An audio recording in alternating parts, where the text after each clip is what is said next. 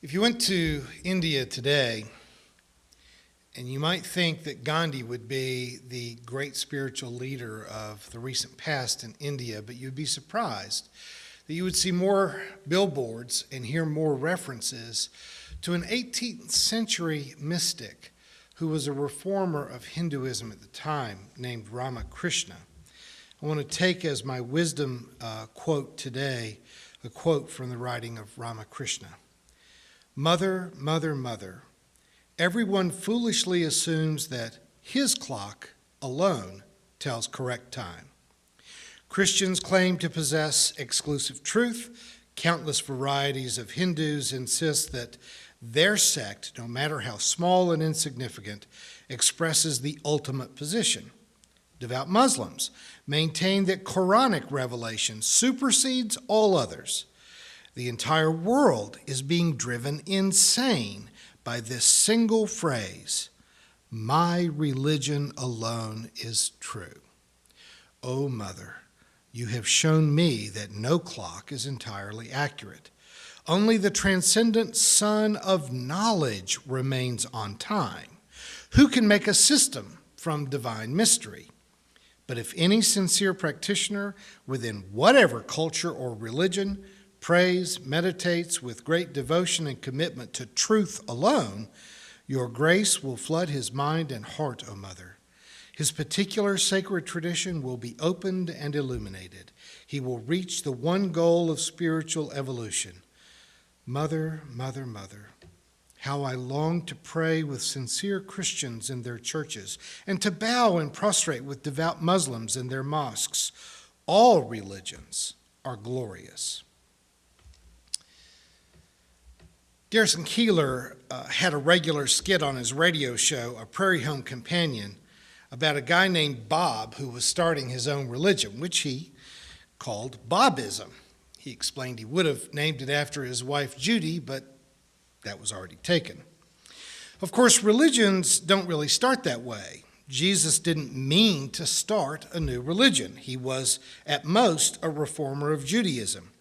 Even Islam, which claims to have a very specific beginning in a single founder, was in any honest assessment a reform movement that blended existing traditions. The major world religions could all be compared to a mighty river that, though you may be able to trace it to a specific original source, but by the time it's a full-grown river, it has drawn from hundreds of thousands of contributing sources. All the major world religions are exactly that. I think it's safe to say that Gautama Buddha would not recognize modern Buddhism any more than Jesus would recognize Christianity or Moses would recognize the current practice of Judaism. Muhammad would at least recognize a lot of the language of Islam, but you can bet that he would disown many of the current practitioners. Several influences factor into the birth of a religion. Once human beings had become self-aware, we began to search for the meaning of our lives, our existence, our imminent death. We tended to personify all of the great mysteries and forces of life. The earth became a mother, the sun and the sky a father. They gave the oceans and rivers, the four winds, and even the seasons of the year particular names and characters so that we turned those forces, we personified them into gods. Every culture's religion became the repository of the wisdom and rules that seemed necessary for them to survive in their own time and place. Some parts of the kosher dietary laws of ancient Judaism had to do with their beliefs about what was healthy to eat and what's not good for you.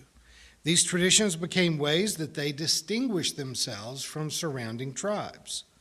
The Jews preserved their identity through generations, specifically by keeping these rules about what you could and couldn't wear, how to cut your hair, how to shave, and how to trim up other parts of your body. Their ritual religious practices and sacred texts identified them as being separate and apart from the Hittites, the Havites, the Jebusites, the Perizzites, the Philistines, the Canaanites. And you have to take your hat off to them because it really isn't all that hard to find a Jewish community in any country of the world these days, but we just don't hear much out of the Hittites and the Philistines anymore. Religions all tend to evolve to meet the needs of a changing culture. As nomadic tribes became settled agrarian cultures, their rituals and their lifestyles changed. Monogamy became important not because the creator of the universe has a vested interest in who is sleeping with whom, but because the tribes themselves needed to know who owns a particular farm or vineyard and who will inherit it. Property followed patriarchal lines of inheritance. Therefore, a man could have lots of wives, but a woman could have only one husband. They had to know who the father of a child was to know who owned a particular piece of property. As the nation became entirely settled and the land divided such that having huge families was economically unwise, the practice of polygamy also went away. Ancient restrictions against homosexuality reinforced the need to have more babies so that you would always have a standing army ready to defend the nation against competing tribes. Religious fundamentalism, however, devotes itself to religious values and practices long after they have outlived their usefulness. These religious prejudices and practices can become a liability to a world rather than a benefit, such as our prejudice against gays and lesbians that has been in place within church and mosque and synagogue for centuries beyond its useful life. In the Gospels, Jesus is said to condemn divorce, and I suspect at that time what he was reported to have said protected women who were particularly vulnerable to abusive divorce practices of that time. Women could be cast off in favor of a new wife. They would likely get no property, no support. They might not even get access to their own children. The early church then was throwing a cloak of protection around women in the first century by forbidding divorce.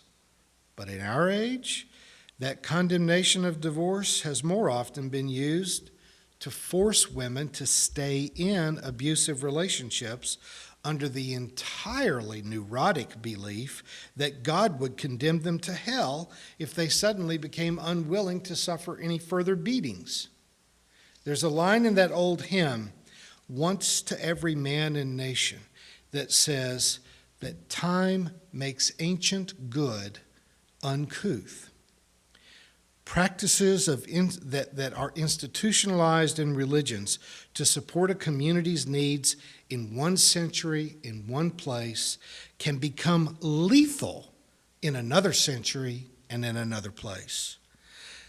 Like the tradition of men always having to pick up the tab for a dinner date, I don't even know what purpose that serves. Okay, that might be a little too personal, but you certainly get my point. Moses did not write the first 5 books of the Hebrew Bible. There may have been a prophetic liberator in Israel's ancient past, but Israelite religious texts were an evolving collection of wisdom and tradition that served an ancient tribal religious sect. Jesus didn't really say very much of what is attributed to him in the Gospels, but the historical Jesus became a kind of bulletin board onto which the early church posted their closely held beliefs and values. As such, every major religion of the world becomes a kind of language in which we tell our sacred stories, we express our values, and we use our religion to pass along our morals to the next generation. You would not ever say that French is right and German is wrong. There are things to like and things not to like about any language, but while one may be better for certain purposes than another, you could never say that one entire language is inherently better than any other language, any more than you would say that one kind of music or one particular song is right and all others are wrong. You have your favorite songs, and there are probably kinds of music that you absolutely cannot stand to listen to. But if it doesn't take anything away from you, if someone else has a different favorite song, then why would you try to convert them? Why would you care? If you can't stand a particular style of music, and that is my favorite, that doesn't take anything away from you. As I've previously pointed out, one of the real weaknesses of monotheism is its inherent investment in the belief that any one religion is so right that all the others are wrong. One of the things we must learn from Eastern religious traditions is this willingness they seem to inherently have to learn from all wisdom sources without having to feel exclusively loyal to any one of them. My Christian faith has been enhanced by my formal study of Islam and Judaism, of Buddhism, and of Hinduism. Honestly, I find almost everything about Mormon religious texts to be absolutely hilariously absurd. But at the same time, I'm deeply envious of what often appears to be very loving families and the integrity that they hold in their marriages and their devotion to their children.